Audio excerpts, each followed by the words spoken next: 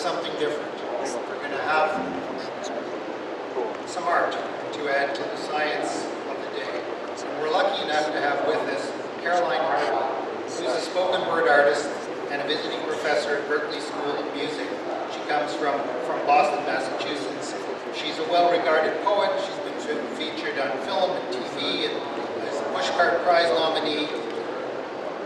She is a passionate advocate, activist, and we commissioned her to do us a poem just for this extreme weather. So please come forward.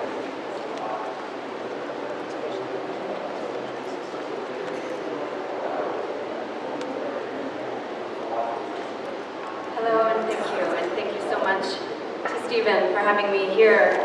It's been quite an amazing experience so far, so I just wanted to offer some gratitude to all of you for being here, to this land that is holding us, and to Stephen, and also I think that Jim Levitt is here, so I wanted to say a quick piece of gratitude for the Lincoln Institute from Cambridge, Massachusetts, which was my entry into some of this study and activism.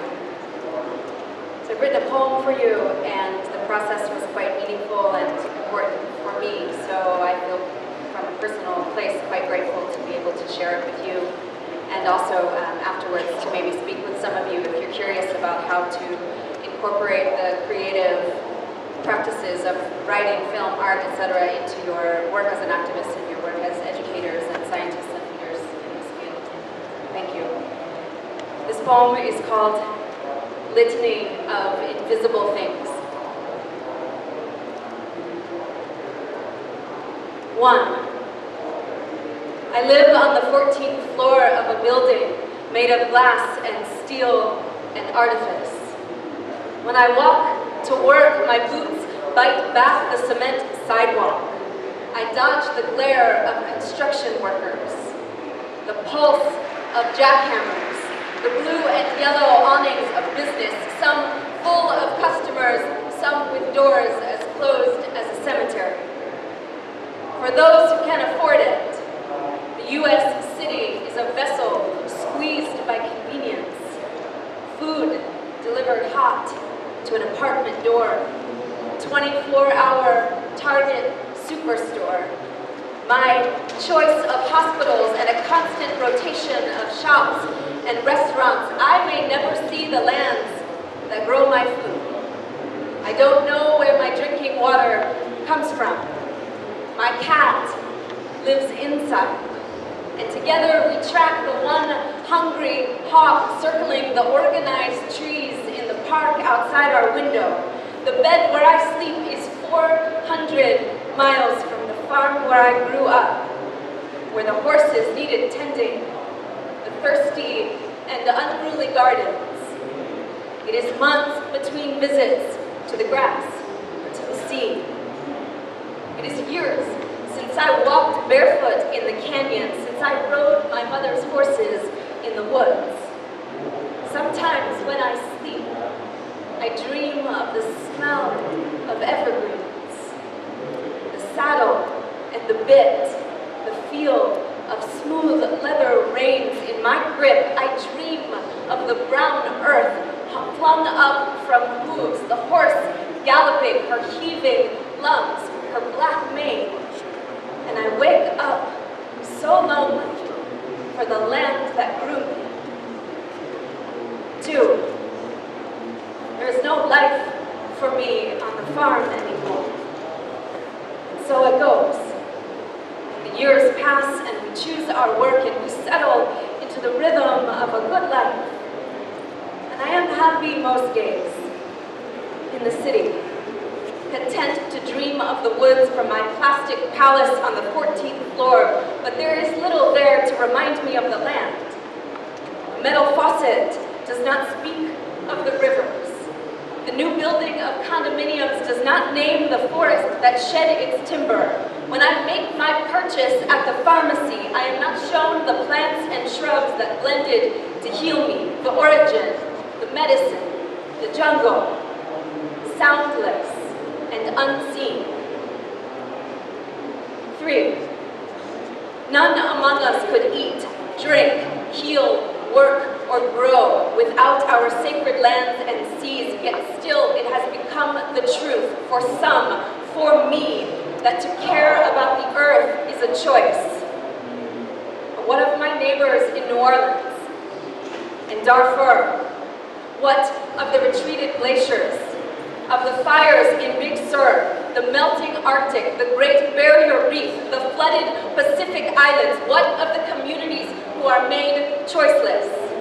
Because my floor is not collapsing, because my food arrives hot and clean at my door, because the disintegration of the earth is veiled by my pretty city lights and my glamour, does that mean I can turn a blind eye to the work of stewardship? To have a choice in the act of caring about the earth is a privilege, and to choose to turn away is a denial of the most basic and poetic genetics of humankind. For of what is the body made? We hide in our 14th floor safe houses, but our atoms know their origin, and the body cannot forsake its genesis. The DNA we carry remembers the sea from which we emerged and were formed. This skeleton, my skeleton, feels the soil swirling in synapse. My body is made from the earth, and so my body becomes a litany of invisible things.